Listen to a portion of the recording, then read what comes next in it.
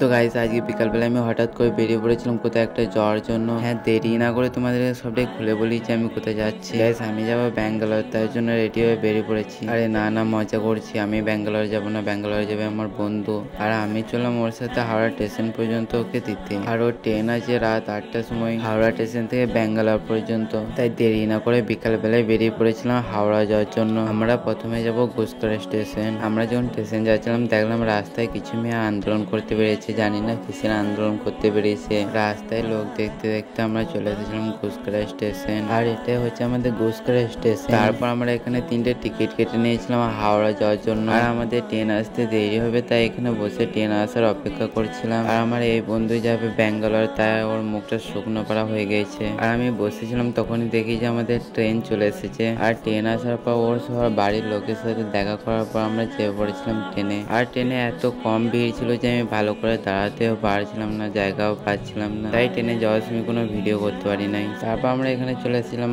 হাওড়া স্টেশনে। ট্রেনে গুসকরা থেকে হাওড়া পর্যন্ত আসতে আমাদের হালাত খারাপ হয়ে গেছে, তাই এখানে নামার পর কোনো ভিডিও আর করি নাই। তারপর আমি আবার চলে এসেছিলাম হাওড়া থেকে বর্ধমান। আর বর্ধমানে আসার পর এই ভাইটা আমাকে নিতে এসেছিল। এই ভাইটার কাছে আজকে রাতে আমি থাকবো। আর আমাকে খুব জোর খিদে লেগেছিল, তাই এখানে একটা ছোট থেকে ধাবায় চলে এসেছিলাম রুটি নেওয়ার জন্য। আর আজকে ব্লগটা এতটাই ভালো লাগলো, ফলো অ্যান্ড সাবস্ক্রাইব করে নাও।